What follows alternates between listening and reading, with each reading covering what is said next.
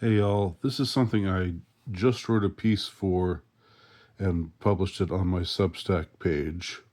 So please give that a look if it interests you, and I believe it should. This is one of those stories that I think is far less known than it ought to be, um, because this is a wild and crazy thing. That this was discussed in a major uh, outlet of the mainstream media, i.e., Newsweek, is incredible to me.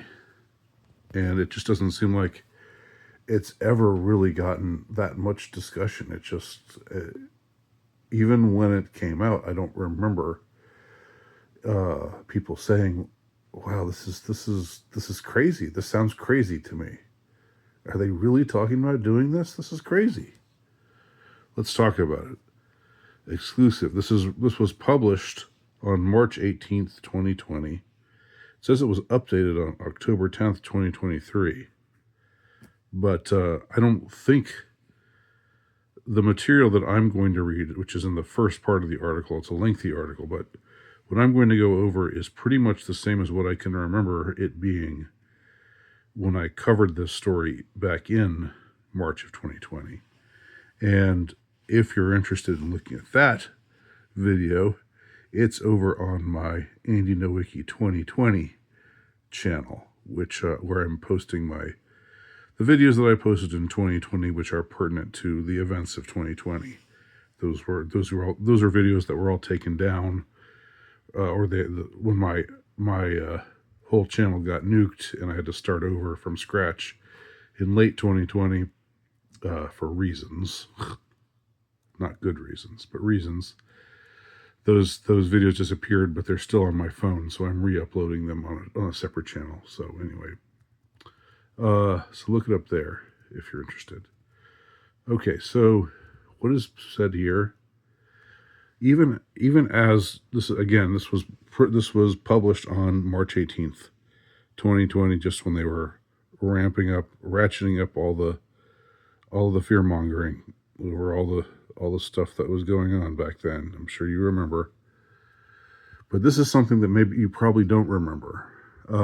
Even as President Trump says he tested negative for coronavirus, the COVID pandemic, scamdemic, raises the fear that huge swaths of the executive branch, or even Congress or the Supreme Court, could also be disabled, forcing the implementation of continuity of government plans that include evacuating Washington and devolving leadership to second-tier officials in remote and quarantined regions. I mean, this is sounding so apocalyptic. Like this, the so-called COOF, this thing that had a 99% survival rate, higher than most flus. And I can say that because it's true, so fuck you, YouTube. Fuck you. If you want to say this is misinformation, fuck you from the front and from the back, because you're fucking wrong. Sorry for my bad language there, but sometimes you got to speak strongly to get a point across. So that this thing that they were hyping up as the next plague was going to disable the Capitol, disable the political leadership in the Capitol, because huge swaths of the executive branch, or even Congress, and the Supreme Court could be disabled because there'd be just that many people, either just keeling over dead or just incapacitated with this dreadful plague. Now, as I said at the time, there is such a thing as continuity. There is such a thing as chain of command. This is something I discuss in my article. This is the constitutional way that they deal with situations if a president dies or is incapacitated and can't be president, then the vice president takes over If he's gone, then was it the Secretary of the House takes over, and on down the line. There's a bunch of different positions, and it goes. The line goes down. I saw it go down 18 places. And it probably goes down even further than that. But they cover this contingency of, what if we lose the top dog, or the top dog and the number two person and the number three person, and so forth and so on. But here there's the stuff about just doing away with all that and setting up something very different, as you'll see. But coronavirus is also new territory. Oh, yes. New territory. Didn't we hear that a lot? It's the new normal. Where the military itself is vulnerable and the disaster scenario is being contemplated, including the possibility of widespread domestic violence as a result of food shortages. God, this crap they were trying to make us all go crazy with this kind of talk. Are forcing planners to look at what are called extraordinary circumstances. Blah blah blah blah blah. You can read this. Crease quiz. That's funny.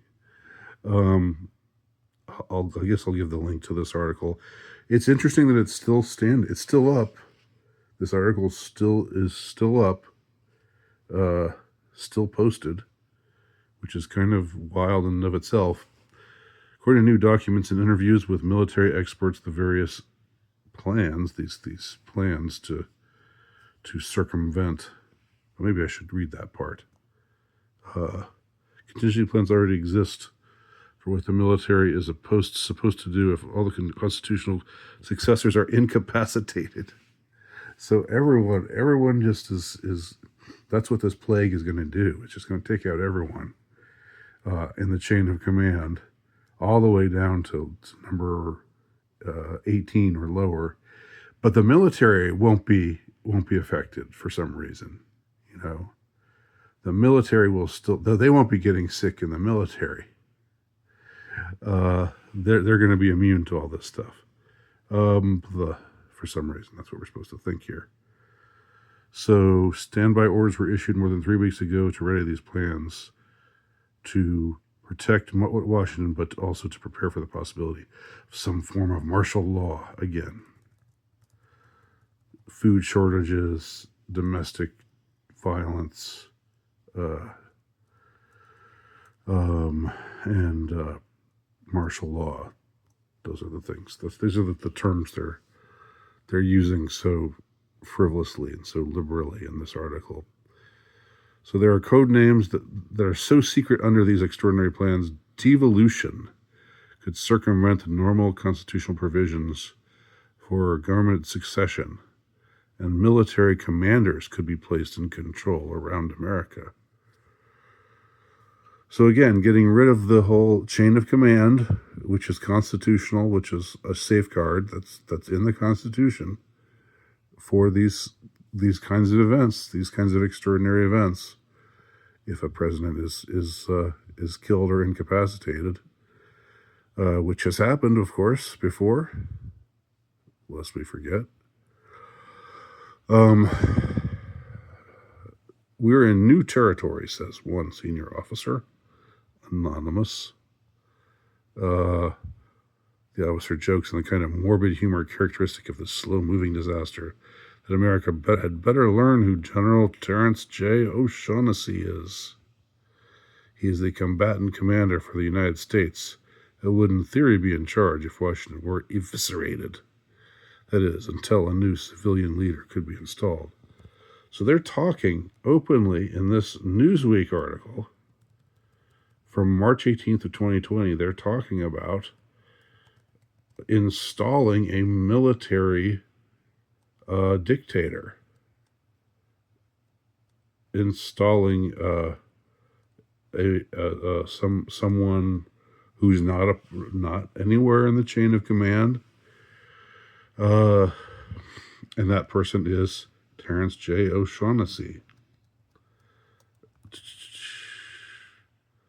All right, so then there's also all this stuff about continuity of government, which is very, very dubious stuff. Very, I mean, I don't mean dubious in the sense that they're not doing it, they're not talking about it. I just mean it's dubious in the sense of why do you need a quote continuity of government plan when you've already got chain of command?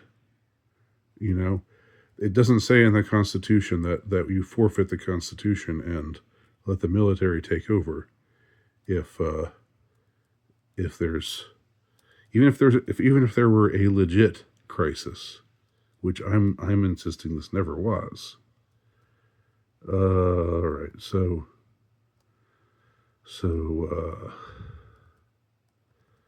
that's I think all I want to say about that. You can look at this entire article. I'll try to remember to post it, but if I forget to post it, just type in inside the military's top secret plans if coronavirus cripples the government. Newsweek magazine. Just type that into a search engine. It'll show you this article. All right, so let me find a picture of the guy.